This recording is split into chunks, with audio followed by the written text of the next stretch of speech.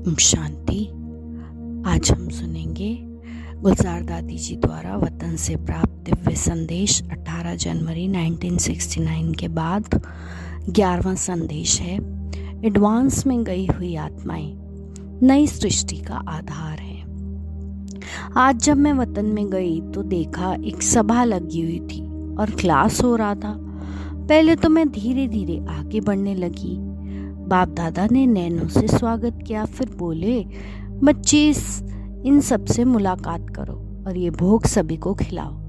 तो क्या देखा, जो आत्माएं एडवांस में शरीर छोड़कर गई हैं उन सभी को इमर्ज कर बाबा क्लास करा रहे थे। फिर सभी को मधुबन का ब्रह्मा भोजन स्वीकार कराया। उस संगठन में सभी एडवांस पार्टी में गई हुई आत्माएं थी।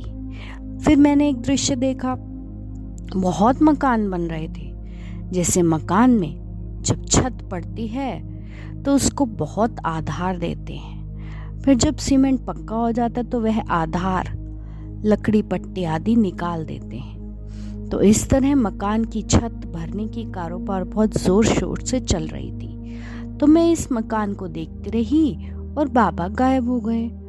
बाबा ने ये दिखाया कि मकान बनाने के लिए पहले आधार दिया जाता है, फिर आधार निकाला जाता है। ऐसे ही दृश्य देखते साकार वतन में पहुंच गई।